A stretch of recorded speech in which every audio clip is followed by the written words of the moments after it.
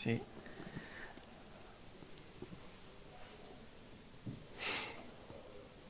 Que tal? Bo día a todas e a todos. Benvidos a esta xornada que temos no espacio Gallastec de forma presencial por un lado e de forma online polo outro.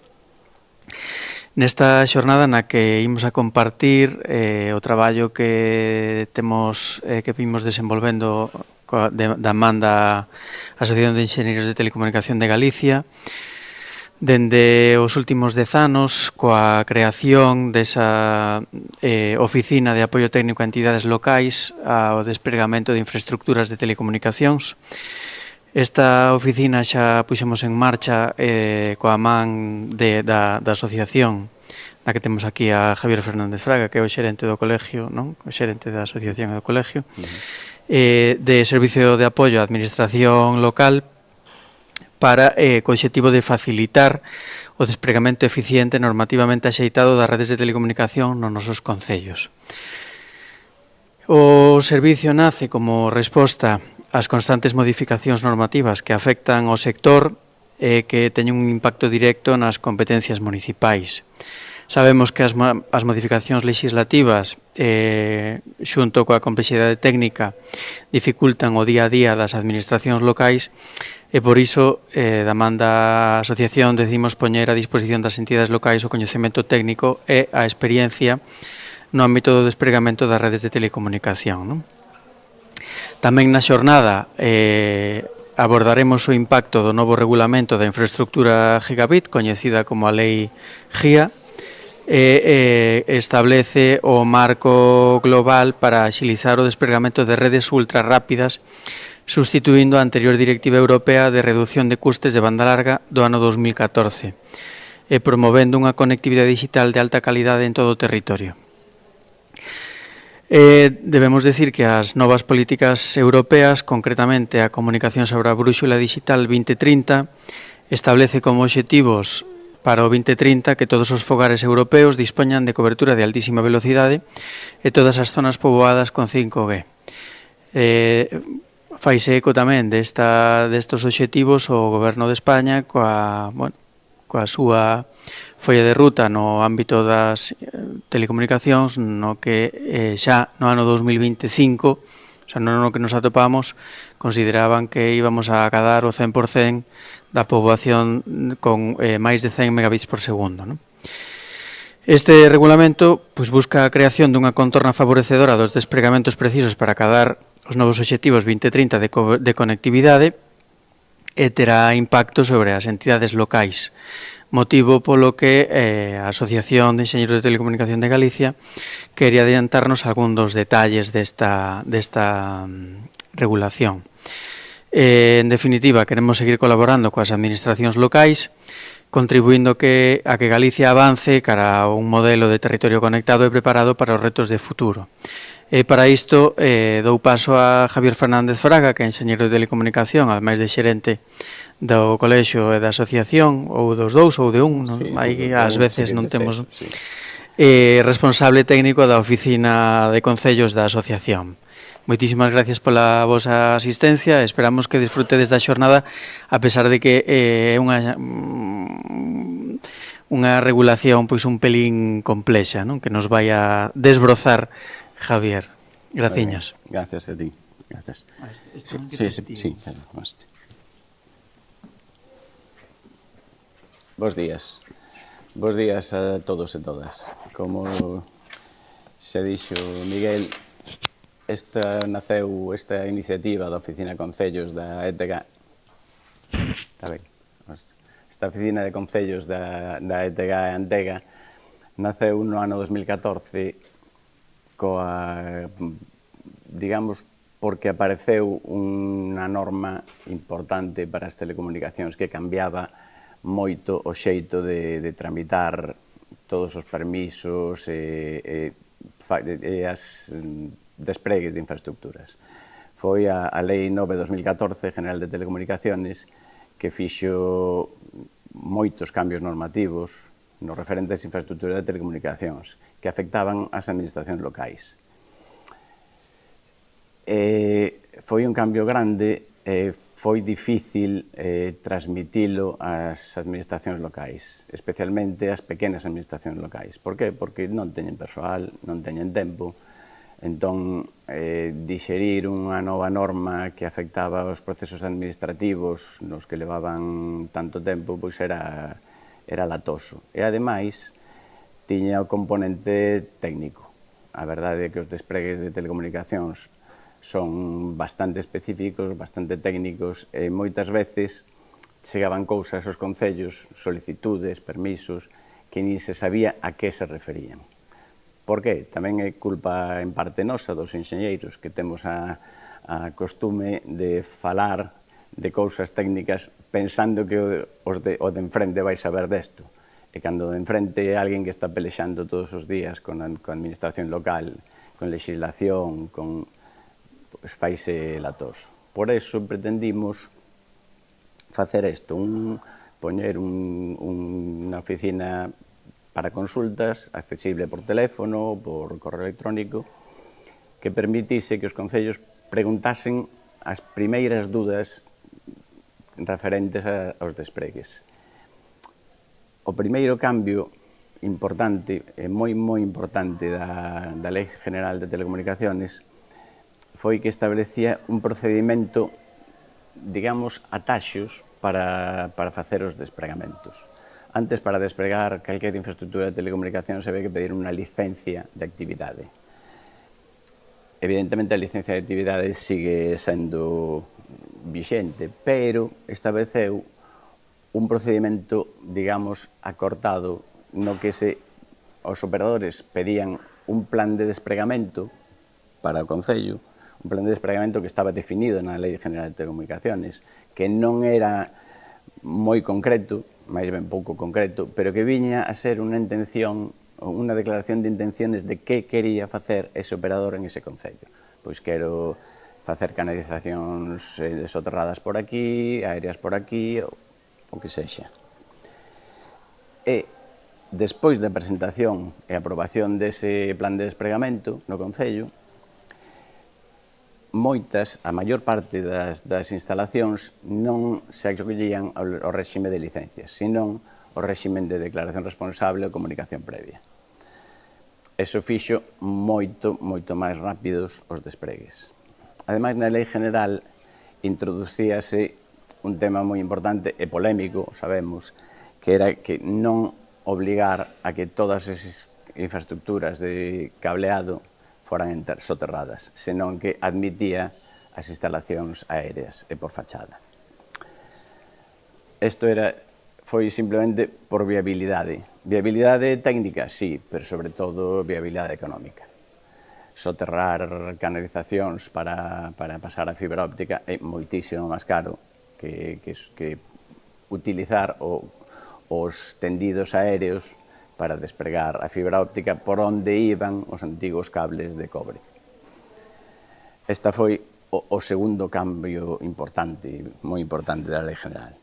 Hai outros cambios en tramitación, pero en xeral estes eran os máis importantes. E ademais coincidiu no tempo a publicación da Lei General co impulso de Europa e do Goberno Central, en principio, que é o que ten as competencias en telecomunicacións, para favorecer os despregues. Empezaron os plans de banda larga, plans único, que, digamos, que subvencionaban as empresas operadoras a facer tendidos de fibra óptica onde non iba a ser rendible a priori. Esos plans foron cambiando de nome, de forma, pero ao final ven ser o mesmo. O goberno, con cartos europeos, subvenciona as operadoras para que despreguen rede de fibra óptica en determinados sitios. En paralelo, a Xunta utilizou o que podía nas súas competencias. A Xunta non ten competencias en telecomunicacións, pero sí ten un operador público de telecomunicacións, que é Redegal, e con moitísimos atrancos administrativos, sobre todo, máis que presupuestarios, conseguiu favorecer, axudar os despregamentos de tecnoloxía de datos móviles.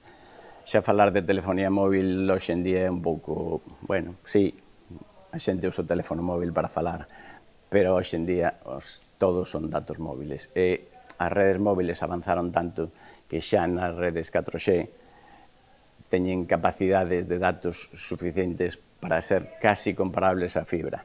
E xa non digo as 5G. O 5G é perfectamente comparable á fibra óptica en velocidade, en latencia, pode dar o mesmo servicio que a fibra óptica, prácticamente.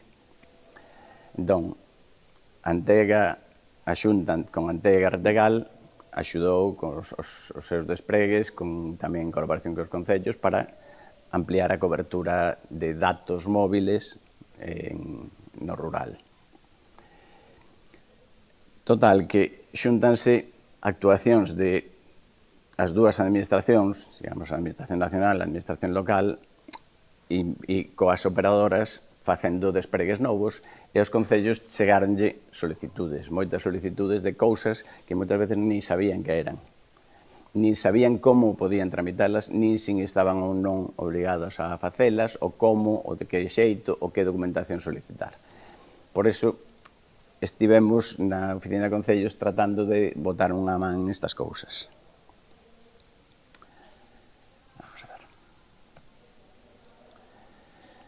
Pois nada, en estes anos fixemos asesoramento e atendimos chamadas e correos electrónicos, chegamos a tener 361 consultas. Non son moitas, é certo, pero é que hoxe en día chegar a difundir algo a cualquera é complicado, e máis aos concellos. Temos o problema, a inmediatez do correo electrónico é fantástica, é a calidade, pero o problema é que os correos electrónicos convertíronse xa en un pozo sin fondo. Claro, teño falado con xente en concellos que dicía, oi, mandamosche o correo electrónico desta xornada, biches? E non, e dice, por que? Porque tiven 200 correos onte. Pois sí, a verdade é que é un problema. Entón, desbrozar entre tanto correo electrónico é complicado. Pero, bueno, fomos chegando e fomos facendo cousas. Entón, o primeiro que fixemos foi hacer un documento contando as novedades da Lei General de Telecomunicaciones. E logo fomos avanzando no que iba aparecendo nova normativa. Apareceu un reglamento para axudar o despregue máis sinxelo, máis barato das infraestructuras de telecomunicacións. Non sonará isto, porque isto é o regulamento Gigabit, pero antes en España houve o Real Decreto 330. Ai, sí, perdón.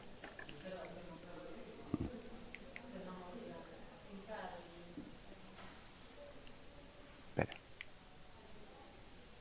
Vale. Eso, vale, perdón. Pois nada, eso, que un Real Decreto 330 de 2016 que avanzaban estes temas, pero quedou un pouco incompleto, faltaban reglamentos por desenvolver, reglamentos mencionados dentro do reglamento da Lei General, entón quedou un pouco desapercibido, aunque o espírito do reglamento era moi bo, era realmente compartir todo o que se poda e coordinar as obras de despregue, quedou un pouco, pois eso, quedou casi sen uso.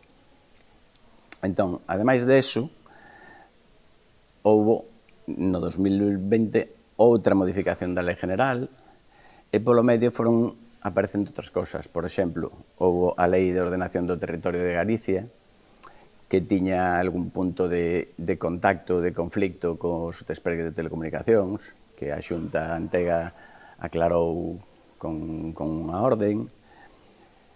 En fin, fomos tamén fixemos unha guía de recomendacións para a tramitación do plan de despregamento dos concellos, o plan de despregamento que entregan os operadores aos concellos.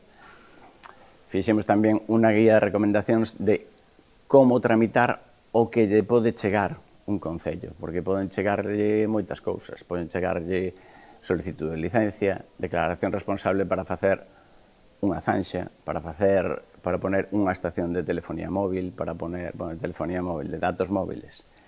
En fin, poden chegar ou unha solicitude de compartición de unha infraestructura súa, por exemplo, poñer unha estación de datos móviles a carón do depósito de auga que está na zona máis alta do pobo. En fin, moitas cosas distintas que, se non se contan resumidas e desbrozadas, moitas veces son difíciles de entender e difíciles de tramitar e de saber como se tramita. Entón, tiñamos un grupo de xente no colexio e a asociación que analizábamos estas cousas e tratábamos de asesorar. A maiores, a Xunta tamén, aproveitando as súas competencias en promoción e en vivenda, en promoción económica en vivenda, complementou un pouco o regulamento de infraestructuras de telecomunicacións que tiña a lei estatal. A lei estatal estableceu un regulamento xa, en principio, no ano 98, e despois diversas modificacións, hasta a última do 2011, que, por certo, xa está bastante antiga, pero a Xunta en ese regulamento se definen as instalacións de telecomunicacións que ten que levar un edificio novo ou rehabilitado, que ven a ser, pois eso, tomas de televisión, tomas de comunicacións, tubos e caixas para poder pasar, arquetas para poder conectar cos operadores. E a Xunta deu un pasiño máis que en que estaba definido no regulamento estatal, que eran as infraestructuras de fogar digital, quedaba como non obligatorio na normativa española.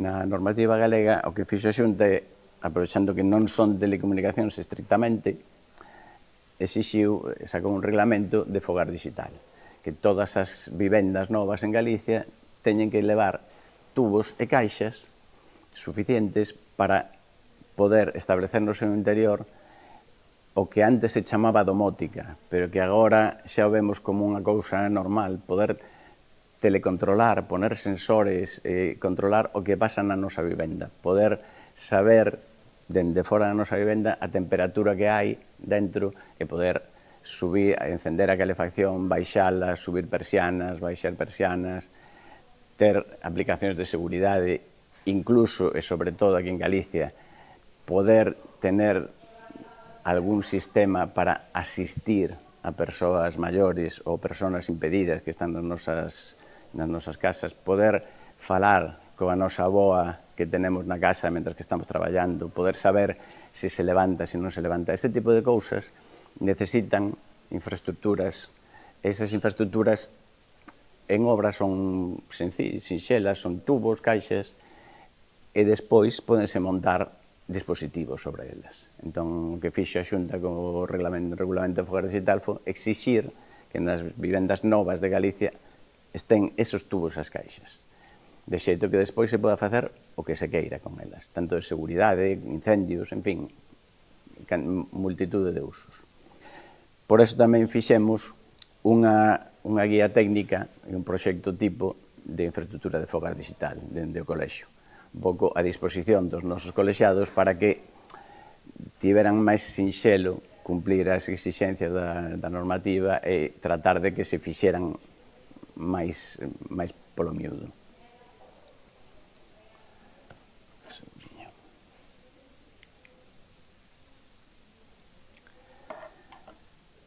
Tamén fixemos en estes anos, tratamos de axudar un pouco aos concellos a que entenderan o que eran os plans de banda larga do Ministerio e como se iban a tramitar. O certo é que os plans único e plans de banda larga do Ministerio para despregamento de fibra foron sempre moi urxentes, moi rápidos, e as operadoras tiñan que facelos a moitísima velocidade e por eso chocaban co tema dos permisos ou as declaracións responsables ou as autorizacións municipais. E por aí houve conflicto e tratamos de un pouco axudar e explicarles aos concellos, oye, mira, es que están facendo isto, hai que facer rápido isto, tramitade rápido isto, porque son subvencións europeas, os cartos se perden e non se vai facer a instalación. Entón, a conexión de fibra óptica dos veciños dependía o ser ou non ser de facelo rápido. Entón, con eso tratamos un pouco de axudar a que se fixera un pouco máis rápido.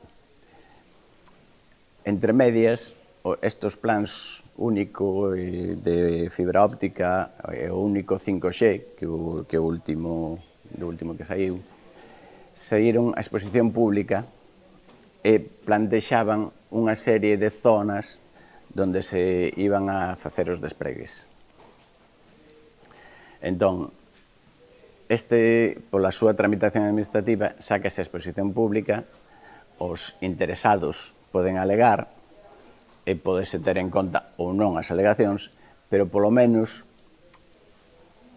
tratamos de botar unha man a que os concellos poideran facer as alegacións no idioma que se facían os plans. Estes plans son moi complexos, implican a toda España, son centos ou miles de actuacións e, claro, un listado desto é complicadísimo de ver. Entón, o que fixo o Ministerio é facer algo montado en un sistema de información geográfica. Entón, as alegacións para eso, desde o Colexio de Enxeñeros de Telecomunicación e a Asociación, sempre nos gustou todo isto dos sistemas de información xeográfica, ter un plano que podamos ver en internet e ver o trazado da fibra, a ubicación exacta da estación. Entón, tratamos de que os concellos poideran entender ese que ofertaba o Ministerio e poideran explicarlle ao Ministerio que é o que non lles cadraba. Pero explicárselo non, decir, non, na parroquia de Santo Tomé non temos cobertura, cando o Ministerio podía decir que sí. Non, trataba de decir, miren, enviamos un ficheiro xeorreferenciado coa zona na que non temos cobertura, de verdade, que sabemos os concellos porque nos dicen os veciños. Pois isto foi un pouco tamén outra acción que tivemos, tratar de explicarlle aos concellos como podían traducir a información para que o Ministerio fora utilizable.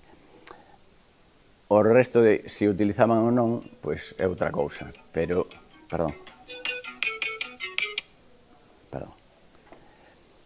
pero polo menos tratamos de botar unha man en eso.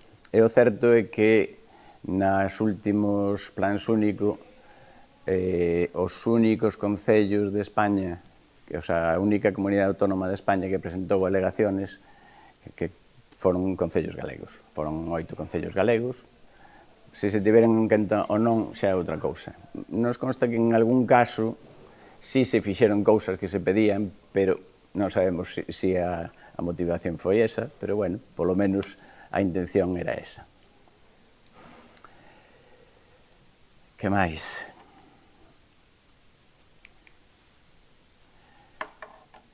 Bueno, eso, fixemos todas estas sesións informativas e fomos tratando de enviar correos electrónicos difundindo as novedades que iba habendo. E todo isto o tiñamos na nosa página web.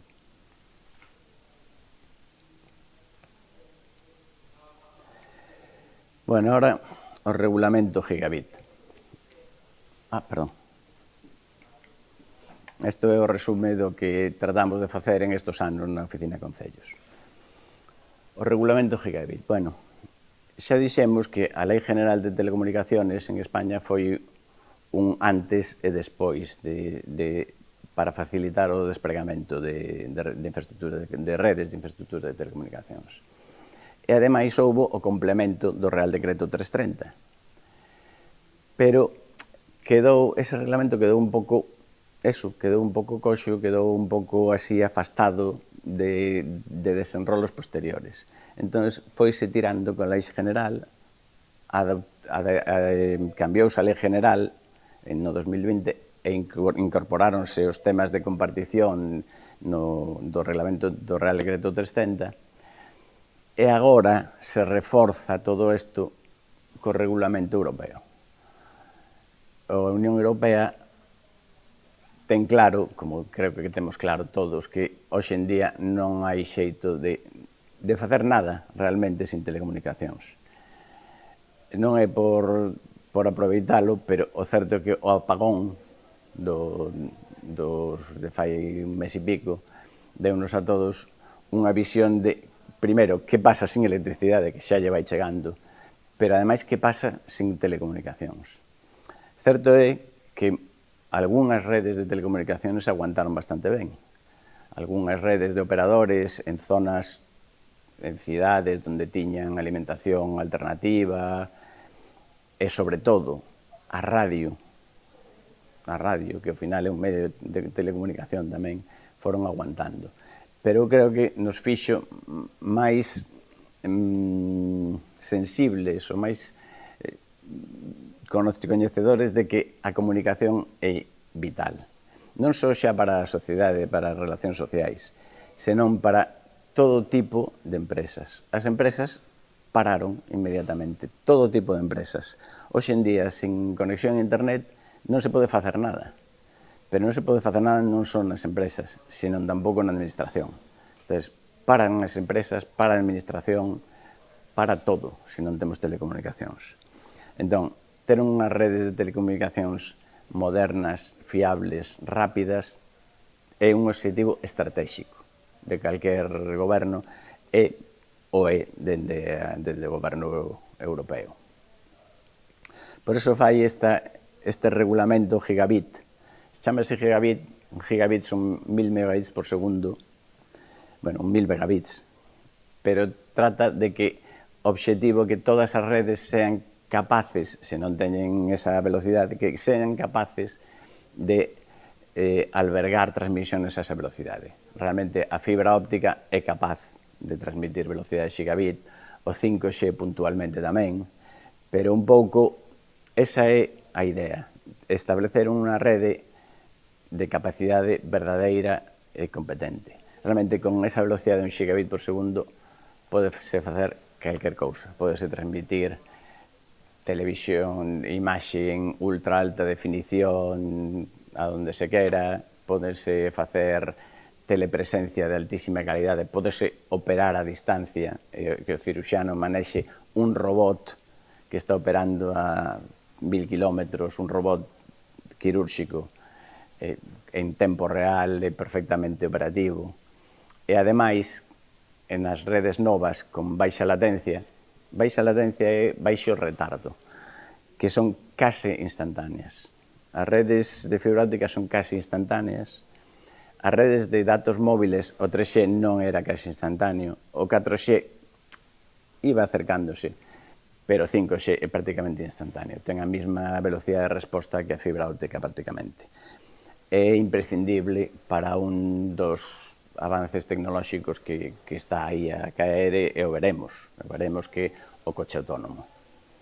Dentro de pouco xa os automóviles teñen cada vez máis axudas á conducción, teñen cada vez máis sensores, teñen cada vez máis interacción coas estradas, señales de tráfico, teñen radares, anticolisión, en fin, cada vez máis van acercándose a ter a posibilidade de conducir sós. E ese obxectivo de conducción autónoma, que en principio debería de ser moi desexable, non se pode facer sin redes de altísima capacidade e baixísima latencia. O sea, con redes 5G. De feito, é a aplicación importante do 5G, o coche conectado, o coche autónomo. Ben, pois, Europa é moi consciente desto. É consciente tamén de que para poder despregar estas redes ten que intervir o Estado. Non vale só que axude con cartos as operadoras, que relaxe un pouco a normativa, senón que o que se trata esta vez é insistir en un tema que é moi importante, que é a compartición das infraestructuras. Realmente,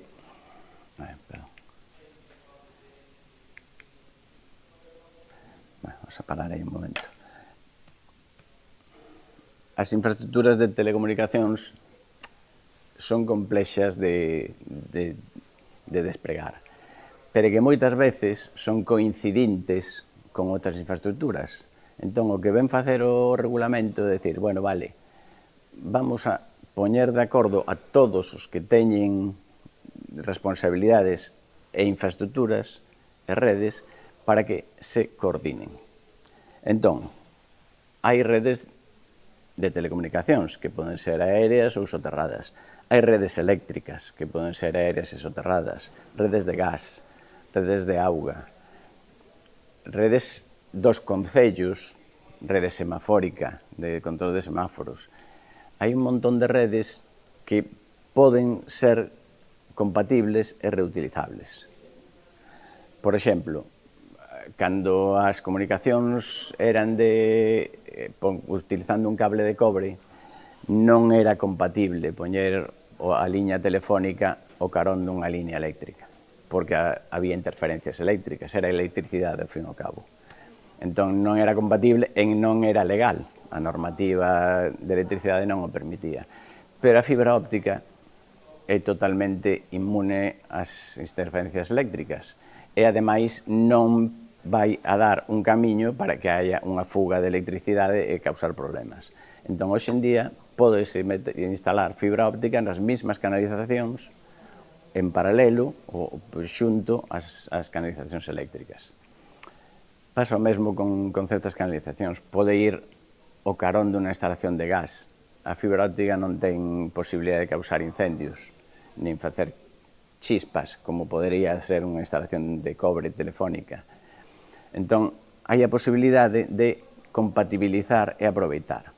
Entón, o espírito, ou a idea do regulamento Gigabit é poñer as normas e os mecanismos para que se poida compartir todo isto. E, ademais, pon en o que na normativa española se chamaba suxeitos obrigados, que son suxeitos, todos os que teñen infraestructuras están obligados a establecer un proceso en compartición. Ese proceso de compartición é o que regula o regulamento Gigabit, que o veredes é longuísimo, espesísimo, densísimo, non o vou contar entero, teño aquí todo artigo por artigo. Evidentemente é horrible, pero fixemos un esforzo de resumilo e poñelo un pouco máis dixerible, que por eso esta presentación a poremos a disposición de todos os concellos e todos os que apidan nos asistentes. Pero un pouco a idea é imos compartir. Claro, a compartición fai moitos anos, cando non había internet, tiña a súa amiga. Chegaba a un concello e decía, bueno, vou abrir esta calle e vou facela peatonal, vou quitar as aceras e vou arranxar as canalizacións. Como se facía antes? Bueno, pois había un operador eléctrico, o que daba servicio do concello, un operador de telecomunicacións, o único, Telefónica, e pode que houbera ou non un operador de gas. Entón, era razonablemente posible falar co encargado local ou provincial das 3, 4 empresas para poñerlos de acordo e dicir, mira, imos facer isto, imos abrir unha zanxa, non se vai abrir en 10 anos, así que se queredes poner tubos, poñelos agora. Xa digo, antes era razonablemente posible. Non é que se fixera sempre, pero era posible. Claro, dende o momento que se liberalizaron as telecomunicacións, o gas, a electricidade, os servicios públicos en xeral, chegar a todas as empresas que poderían facelo era virtualmente imposible. Un concello abre hoxe unha calle e dice, e con quen falo? Falo con Vodafone, con Telefónica, con R, con Orange, con Digi, con Euskaltel, con Rede Aberta, cantos hai? E, ao final, o proceso é inmanexable. Falar con todas as eléctricas, coas distribuidoras das eléctricas, é imposible. Entón, o que ven a definir, e insiste moito este regulamento, é a creación dun punto de información único. Punto de información único non deixa de ser outra cousa que unha páxina web. Unha páxina web na que están disponibles todas os contactos de todas as operadoras, de todos os servizos, porque non olvidemos que agora xa o tratamento é o mesmo, é electricidade, é gas, é telecomunicacións, menos a auga potable, as augas residuales teóricamente tamén servirían para poñer infraestructuras. Entón, o que trata de facer o repositorio de todos os implicados, todos os operadores e os concellos, diputacións e comunidades autónomas. De xeito que calquer administración que vaya, ou calquer operador que vaya a facer unha obra, o pon no punto. Entón, se lle comunica automáticamente os posibles implicados. Esa é a teoría. De momento, existe o punto de información único en España, pero está en fase de desenrolo. En Europa, pois, 3/4 do mesmo. En moitos sitios nin existe. Pero se trata de tratar de facer un punto de encontro que seña sinxelo, saber que é o que se está a facer, que envíe alertas, que seña posible coordinar de xeito sinxelo as instalacións. O sea, que chegue, pois eso, se abre unha calle, unha estrada en Pereiro de Aguiar, unha estrada municipal, que o operador, os operadores que están en preto, o saiban e dicir, home, pois mira, temos tendido aéreo, ou temos pensado poner tendido aéreo, imos, pois xa de que abrides, poñédeme estes tubos a maiores para nós, estas arquetas. Entón, establece tamén o regulamento o xeito de coordinarse. E non só o xeito, que é o máis importante de todo, que é a obrigatoriedade a coordinarse. Realmente, este regulamento non pon só ferramentas e procedementos, sino que obriga a compartir coas salvedades necesarias sempre, pois, viabilidade técnica, seguridade, capacidade, claro, non podes obrigar a alguén a meter unha canalización ou cables de fibra óptica novos cando os tubos que hai xa están saturados, ou cando pode causar algún problema, ou, como sempre, as salvedades casi sempre son as mesmas. A ver que está ali. Vamos a ver se encontro. Aquí. Os motivos de denegación. Que a infraestructura non seña adecuada, que non haya espacio, e que haya risco de interferir, que é importante isto, sobre todo, no caso das infraestructuras vía radio. Porque isto tamén afecta as telefonía, non, os datos móviles. Obriga a compartir as torres, as casetas de telecomunicacións a todos os operadores. Tanto é así que xa dende fai uns anos, realmente as operadoras que dan servizo de telecomunicacións xa non son as propietarias das torres das casetas. Realmente agora surdiu outro operador de telecomunicacións, que son operadores de infraestructuras de telecomunicacións, que nos chamamos as torreras, porque son as donas das torres e as casetas, que, claro, levan eso totalmente interiorizado, porque realmente elas fan a torre, fan a caseta, e os operadores alquilanle o sitio na torre e na caseta para os equipos. Ese espírito é que xa a empresa foi hasta aí, é o que quere estender este regulamento, pero non só ás empresas de telecomunicación, sino a todas as empresas. E, ademais, os concellos, diputacións, administracións que teñen cousas viables.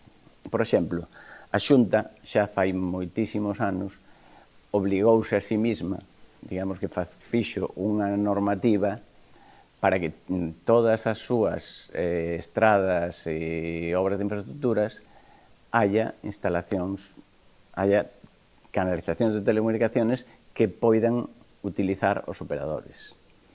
Pois no mesmo espírito ese que cando os concellos fagan algo que podan ser utilizable para telecomunicacións. Pero, ademais, máis cousas. Os concellos teñen edificios públicos. Vale, certo, en moitos sitios os edificios son a Casa do Concello, que pode ser ou non protexida, pode ser antigua, pode tal, pero teñen outras cousas que poden utilizarse perfectamente para infraestructura de telecomunicaciones. Por exemplo, é moi importante, os depósitos de auga. Os depósitos de auga dos concellos sempre están na zona máis alta do concello, lóxicamente porque funciona por gravedade. Pois no entorno dos depósitos de auga é un sitio bo normalmente para poñer infraestructuras de telecomunicacións vía radio. E ademais acórtase tempo. Por que? Porque aí xa hai electricidade. Moitas veces o problema máis grande en tempo e en custos para dar unha boa cobertura de datos móviles é levar a electricidade ao monte onde se pon a torre. Moitas veces non só é xa por o coste, sino polo custe, sino que ten tantos problemas administrativos, atravesar territorio privado, público, monte en mancomún, en fin, é moi complexo e lento. E se se utilizan sitios que xa teñen electricidade, chegando a un acordo co Concello, pois avancese moitísimo na cobertura. En todo isto está definido como facelo, como debe de repartirse os custos, como debe negociarse, como pode facerse para todo este tipo de cousas. É moi importante, é moi latoso, e por eso este regulamento é complexo, e ademais, claro, este regulamento ten que valer para todos os estados da Unión Europea. Entón, cada un ten as súas cousas. Por exemplo, aquí xa non hai un operador único público de telecomunicacións, xa está liberalizado, aínda que seña en parte pública, pero en outros sitios europeos sí hai operadores públicos puros e duros. En outras comunidades non teñen un operador torrero, digamos, un operador de infraestructura de telecomunicacións. En esta sí, temos a Retegal. Entón, toda esta normativa ten que encaixar con todo. Entón, por eso ten o articulado e o complexa redacción que ten. Xa digo, bueno, o de sempre, tamén establece as exclusións. Hai certas causas que eximen de poder compartir. O de sempre, en xeral, seguridade nacional, que teña efectos de sanidade e protección do patrimonio. Eso sempre queda salvaguardado en esta normativa, igual que estaba salvaguardado na normativa española na Lei General de Telecomunicacións. Hai outra cousa na que tamén os concellos poden compartir e poden facilitar, mellorar as comunicacións moito. Pero non xa os concellos pequenos, xa vamos a outro entorno que é o entorno urbano. No entorno urbano, o problema hoxendía das redes de telecomunicacións é que todo o mundo utiliza datos móviles, todo o mundo utiliza moitos datos móviles, e o problema non é xa de cobertura nas cidades, o problema é de saturación de tráfico. As redes non dan para máis en tramitar comunicacións ao mesmo tempo. Esa é o outro motivo real do 5G. Non a velocidade, senón a capacidade de manexar moitísimas máis comunicacións ao mesmo tempo. Entón, que pasa? Nas cidades é onde realmente hai esa necesidade. E como se fixo isto de poder dar máis capacidade? Pois realmente fíxose utilizando bandas de frecuencias radioeléctricas máis altas. Que implica isto? Montar novas estacións, pero son máis pequenas físicamente, máis pequenas en potencia.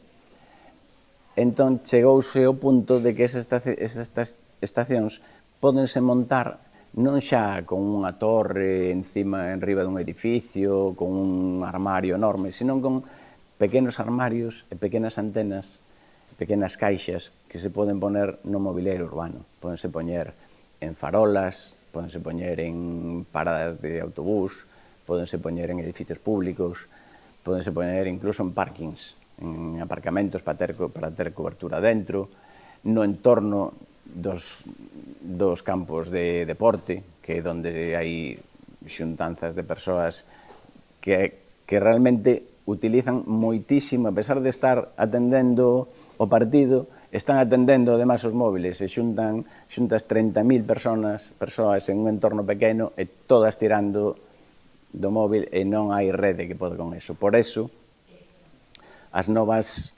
redes e as novas necesidades as novas necesidades de comunicación implican que sexa necesario poñer máis estaciones, inda que señan pequenas, dentro das cidades. Por exemplo, é unha cousa curiosa, no Wanda Metropolitano, ou como se chama agora, que creo que xa cambiou, claro, é un sitio onde se xuntan 60.000 persoas. Pois leva, me parece que máis de 110 antenas para dar cobertura de datos móviles. Por qué? Porque fai falta moitísimas estacións ou moitísimos equipos conectados a antenas que den servizo a toda esa xente comunicándose ao mesmo tempo. Claro, o que en edificios públicos privados é relativamente sinxelo, falan as operadoras co dono do edificio, o complexo que seña, pois tamén se pode, se quere facer cos edificios públicos e as infraestructuras públicas dos concellos. Realmente os concellos en unha cidade grande teñen moitísimos edificios. Ao final, os colexios públicos son o edificio do concello normalmente. Bibliotecas, centros sociais. Hai moitos sitios que teñen a posibilidade de albergar estacións e infraestructuras de telecomunicacións. E iso, esta normativa, este regulamento, explica como compartilo cos operadores. Explica e obriga, insisto, coas salvedades que señan, pero obriga a facelo. Bueno, xa sei que latoso, pero vou pasar un pouco por encima.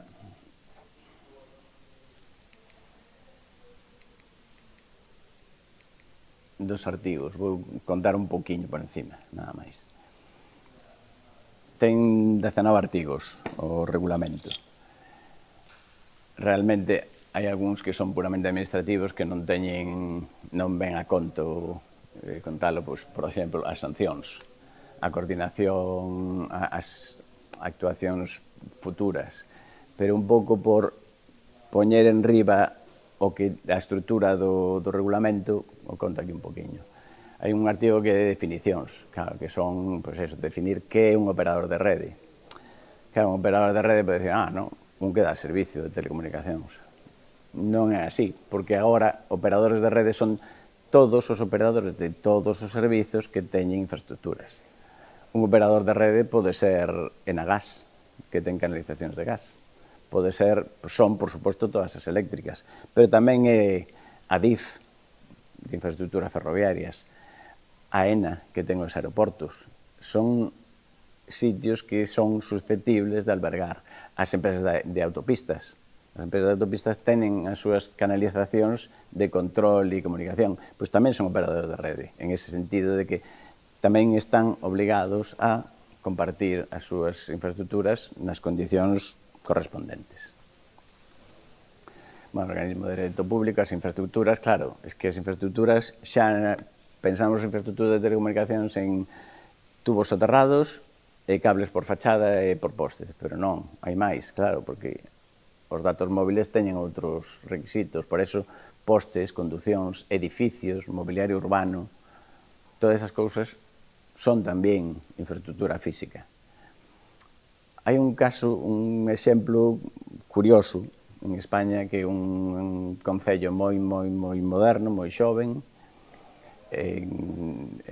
Rivas Vacia Madrid, que xa moitísimos anos, antes de todas estas obligacións, decidiu que como iba a facer un concello novo, tenía poucas estradas, poucas calles, vou facelo ben. E montou infraestructuras de comunicacións propias súas. Montou fibra óptica súa. E o que fixo despois foi alquilala aos operadores. Isto xa moitos años antes desto. Entón, estableceuse como operador de telecomunicaciones o Concello de Ribas Vacía de Madrid. É unha cousa, un exemplo emblemático. Bueno, pois, eso que fixo adiantouse a todo isto. Agora, os concellos poden alquilar a súa rede de tubos nas que ten conectados os semáforos, poden alquilar os operadores para pasar fibra óptica, sin ningún problema. Non só poden, sino que deben, se é viable, e realmente moitos fan, porque é viable e é bo para os veciños. Entón, ese tipo de cousas que antes eran voluntarias ou de sentido común, agora son obligatorias. Entón, aí, esas son as infraestructuras ás que se refire o regulamento. Fala tamén o que os contaba, o punto de información único. O punto de información único é vital. É vital que seña algo totalmente sinxelo, automático, por suposto en internet, non ten outro xeito, pero que teña, que sexa posible que os interesados se enteren. Porque, claro, hoxe, imaginamos, o Concello de Pereiro de Aguiar abre unha calle para poñer, pois, porque ten que renovar a súa rede de saneamento. Como se vai enterar un operador que ten as súas oficinas en Madrid ou Digi, que as ten en Rumanía, ou que seña? É complicado que se entere destas cousas. Se non poden estar todos os operadores lendo os boletíns oficiales da provincia, de todas as provincias de España, e viceversa. Tampouco poden saber os concellos, bueno, os concellos si poden saber porque le chega a solicitude, pero é complexo coordinar todo isto. Entón, o punto de información único vai ser eso, unha página web onde entran as solicitudes, entran as definicións das obras e se pon en contacto cos implicados automáticamente. Esa é a idea. De momento non funciona así, pero esa é a idea. E hoxe en día, que todo se tende a que este xeorreferenciado e que teñamos sistemas de información xeográfica, sistema de información xeográfica tan simple ou tan utilizado, tan corriente como Google Maps. É un sistema de información xeográfica, e Google Earth é un sistema de información xeográfica gratuito. E poder saber, non imos poñer, como facía antes, e síguese facendo nos periódicos, que aparece unha lista así enorme, ocupando media páxina, contando, explicando por onde vai pasar unha línea de alta tensión, polas propiedades de contando todas as cousas. Media páxina. Pois eso, en un sistema de información xeográfica é plom, mapa. Faz zoom, quen é o propietario? Implícame a min? Non, pois xa está, implica a outro. Os sistemas de información xeográfica para eso son maravillosos. Bueno, pois trátase de que o punto de información único utilice esas ferramentas tan útiles. O artigo 3, que é denso, é o que regula como compartir as infraestructuras que hai agora. Como, en el sentido de como administrativamente, como solicitalo, como definilo, como pedilo, quen se pode negar, quen non se pode negar, hasta que punto se pode negar, canto ten que cobrar, todo este tipo de cousas. Por eso é especialmente latoso. Claro, exixe que se defina, o regulamento exixe que se defina o que se quere facer, pero non deixa así definición. Bueno, nós como somos enxeñeiros sempre falamos de proxectos, que se presenten proxectos de todo este tipo de instalacións, e que os concellos consulten. Nos consulten, que para eso temos a oficina de concellos tamén. Bueno, todo isto son puntos como acceder ao chan arrendado, aos edificios privados, como determinar os prezos, os motivos de denegación, como coordinalo, as exclusións tendo en conta a normativa de cada un dos países, bueno, é denso, pero ao final é, por fin, definir un procedimento. Claro, no regulamento é bastante ambiguo no punto en que quen é o que di que o prezo é o adecuado, quen é o que non, porque claro, fala sempre de os estados. Os estados ten cada un os seus, digamos, apartados para regular estas cousas. En España, para establecer todo este tipo de coordinación en canto a prezos entre operadoras, en principio era entre operadoras, agora xa vemos que vai ser entre todos os que teñan infraestructuras, o sea, prácticamente todas as entidades públicas. Existía antes a Comisión de Mercado de Telecomunicacións. Era un ente, en principio, independente do goberno, razonablemente independente do goberno, pero que se integrou na Comisión, na CNMC, Comisión Nacional de Mercados e Competencia, que é a que vai decidir finalmente, cando hai algún tipo de discusión de prezos entre dous operadores para compartir unha torre, un operador e un concello para decir canto paga o operador ao concello por utilizar as súas canalizacións, o que vai resolver esos conflictos vai a ser a CNMC en España, sin perxuízo de que despois cheguen os xulgados. Pero, bueno, de entrada, hai un procedimento, hai un ente que pode facer esas cousas. Que, xa digo, no regulamento está máis ambiguo, os estados definirán, bueno, aquí xa está definido, polo menos, xa temos algo avanzado. Seguimos na mesma, o artigo 4, transparencia. Transparencia é contar todos o que teñen, non ocultar as infraestructuras que teñen, porque ao final vais a saber, e ao final o único xeito de poder compartilas adecuadamente é poñelas a disposición, explicalas. Entón, de eso vai o artigo 4. Bueno, aquí afecta a Galicia, que establece uns plazos en Galicia, digo en Galicia, porque temos municipios con menos de 3.500 habitantes, dase un pouco máis de plazo, porque en Galicia máis da mitade son de menos de 3.500 habitantes.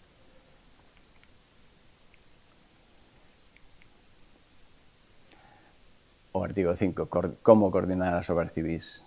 Todo o artigo 5 explica como se poden compartir as salvedades, se hai cousas que están subvencionadas pola Unión Europea ou por as administracións públicas, como se tramitan, se é obligatorio, se non é obligatorio, en fin, ten a súa amiga, pero, bueno, xa o temos aquí un pouco desbrozado.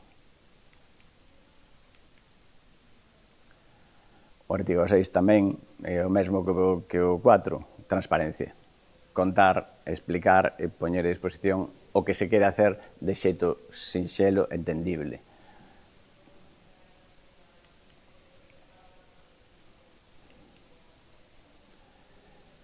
Tamén, outro artigo que é importante, que como conceder os permisos de compartición, os permisos de paso, como se establecen os mecanismos administrativos para que os concellos ou as diputacións ou os operadores compartan os dereitos de paso entre eles ou compartan a utilización das infraestructuras. Este artigo explica como os procedimentos administrativos e os medios e o que non poden e poden facer os que teñen as infraestructuras. Pois eso, ter información centralizada, non ter o espírito de obstaculizar os despregues, en fin, os prazos de tramitación. Bueno, ten moita miga, pero xa estaba, digamos, contemplado na Lei General de Telecomunicacións Española e no Real Decreto 330. Xa tiñamos cousas, non é unha novedade. É un pouco máis ordeado, pero non é novo en España. tamén como definir cando non se decide un permiso, cando se denega, en fin, todos excepcións de procedimento de concesión, en fin, todo isto, xa digo, estaba prácticamente todo na Lei Xeral de Telecomunicacións Española. Hai aquí un par de artigos que infraestructuras físicas e cableado de fibra no interior do edificio e accesos a infraestructuras físicas no interior do edificio, coordinación entre operadoras. Estes dos artigos, aínda que pareza mentira, podemos decir que os temos superados en España. España foi a primeira ou das primeiras nacións en ter un regulamento de infraestructuras comuns de telecomunicacións no interior dos edificios. Xa no 1998 estableceuse a obligatoriedade de que en todas as casas novas ou rehabilitadas por completo houbera caixas e tubos suficientes para entrar todos os operadores hasta a vivenda do veciño. No 99 saiu o primeiro regulamento, 2004, 2011. Entón, podemos decir que en España vamos por diante porque xa o regulamento de 2011 fala de fibra óptica. Da fibra óptica dentro do edificio. E, dende 2015, dentro non só hasta a entrada da casa do veciño, senón hasta o salón do veciño. É obligatorio que haya unha toma de fibra óptica no salón de cada casa nova. En principio é un pouco curioso eso do salón, pero ao final eso foi levado por os decodificadores de televisión. O que quere ter televisión por fibra ten que ter o decodificador ao lado da televisión. Agora xa incluso quedou antigo, claro, porque xa non fai falta ter a televisión ao lado do decodificador porque conéctase por wifi con total calidade. Pero bueno, digamos que fomos precursores en isto e xa temos unha normativa que é moi completa. De feito, hoxe en día o interior do edificio non é un problema para levar fibra a alguén. Un operador novo que cablea unha cidade ten problema pola cidade. Ollo, que tamén co regulamento de compartición comparte infraestructuras con outros operadores que xa estean. Pero na chegar á vivenda é inmediato. Hai un recinto de telecomunicación, hai unha arqueta e unhos tubos que permiten chegar a un recinto que está dentro do edificio. E desde ese recinto hai tubos vacíos para chegar a todas as vivendas. E nas vivendas, en todas hai unha caixa máis que respetable no que poden poñer os seus equipos. O sea que, hoxe en día, para un operador de telecomunicacións dar servizo que non ten nada en un edificio que seña posterior ao 98, é absolutamente sinxelo, fácil e inmediato. Ademais, é moi rápido, moi sinxelo. En isto vamos adiantados. Isto contempla o regulamento para os países que non teñen estos regulación. Pero aquí xa estaba feito. E incluso o xeito de compartir, claro, nos edificios que teñen ICT é que non hai que definir nada de como compartir, porque hai sitio para todos. Non fai falla que compartan. Se xa está Telefónica, non hai problema que veña R porque ten o tubo baleiro. O tubo baleiro ou o espacio no tubo. Pode facelo. Pero nas que non teñen infraestructuras comuns, as casas anteriores ao 98, claro, os tubos que hai son pequenos, o único que había era o cable de cobre de Telefónica e non había sitio para moito máis. Entón, cando o primeiro que cablea cambia o cable de cobre pola fibra óptica. O segundo poida pasar polo mesmo tubo, pero xa como veña outro non hai xeito. Tamén isto o define o reglamento como compartilo, pero tamén isto estaba resolto, digamos, na normativa española, obrigando aos operadores a compartir incluso a súa fibra dentro do edificio, con as condiciones correspondentes, pero se a retiña fibra, alquiláballe o uso desa fibra telefónica e viceversa, por exemplo. Entón, iso tamén estaba resolto na nosa normativa. Entón, é unha cousa na que, bueno, cousa rara, pero vamos por diante. Entón, isto en principio non debería de influir nos concellos, pero si influe e si é importante, porque realmente as infraestructuras comunes de telecomunicacións están reguladas por unha normativa nacional, porque as telecomunicacións son competencia exclusiva do Estado. Pero quen ten que pedir que se faga o proxecto, o sea, que se presente un proxecto de telecomunicacións cando se quere facer un edificio é o Concello. O Concello pide o proxecto de arquitectura sempre. Por suposto, como non vai a pedir para dar a licencia de obra. Pero na normativa está especificado que tamén ten que pedir o proxecto de telecomunicacións. É iso que no seu momento, no 99, cando saliu o primer reglamento, estendeuse máis ou menos universal. Aínda hai casos no que os concellos non piden o proxecto no momento da licencia de obra, senón que piden ao final da obra o certificado final ou o boletín. Entón, pode darse o caso que non se haxa feito un proxecto, que a instalación non se haxa feito como é debido. Entón, aí temos que dar un toque de atención aos concellos para que teñan en conta que o proxecto de telecomunicacións hai que pedilo sempre antes de dar a licencia de obra.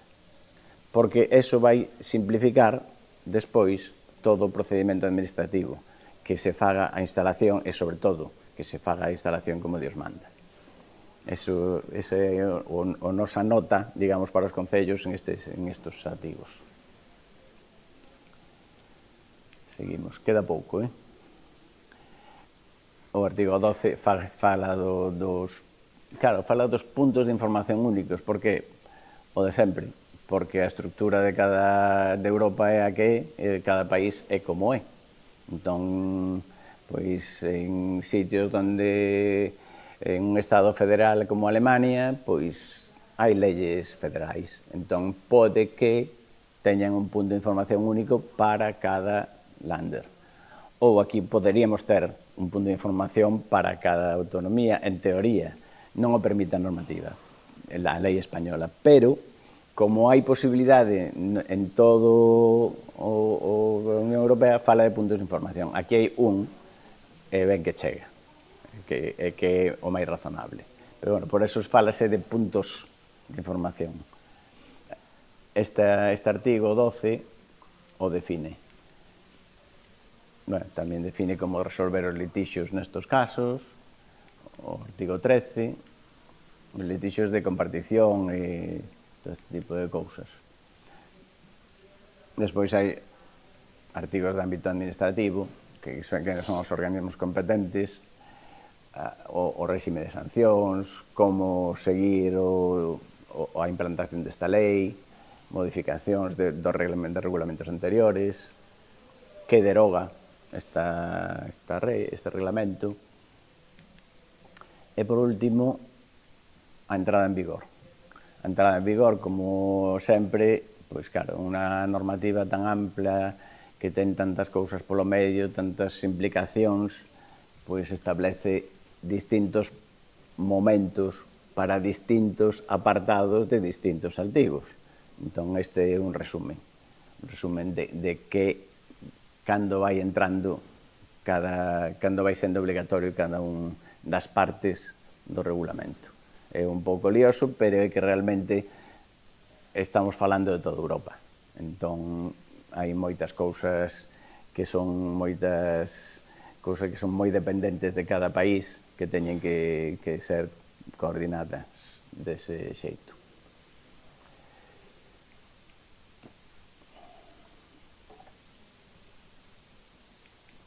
E nada máis. Este é un repaso así moi rápido. Xa digo que, bueno, é rapidísimo. Polo que tiñamos 2 horas, que tamén era un pouco excesivo demais, pero bueno. Pero, sobre todo, animamos os concellos para que, visto que hai esta normativa, imosles pasar esta presentación, que xa digo, é latosa, pero aínda é un resumen moi escueto do regulamento Gigabit. Teñe prácticamente o máis importante, o que máis lles atinxe. Non só é un resumen, sino que é un resumen enfocado a. enfocado ás necesidades da administración local. Por eso, esa é a intención deste desbroce, digamos, do regulamento.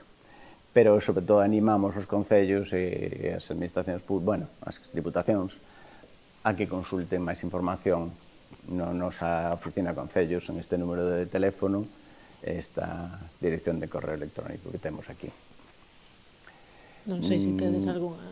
Non sei se alguén quere intervir aquí ou en internet. Non, en streaming non hai ningunha consulta polo momento, pero bueno, teñen aí o correo por si vos queren lanzar algunha consulta a posteriori e o teléfono. E aquí en presencial, pois parece que quedou tamén todo claro e nada, se xa pasades as presentacións aos concellos, bueno, pois iso, animamos a xente a que vos traslade calquera dúbida. E lembramos tamén que o vídeo vai a quedar grabado na nosa canle de YouTube, que van a poder visualizalo tamén a posteriori por, bueno, se están interesados. Moitas grazas, Javier. Gracias a todos. Bos días.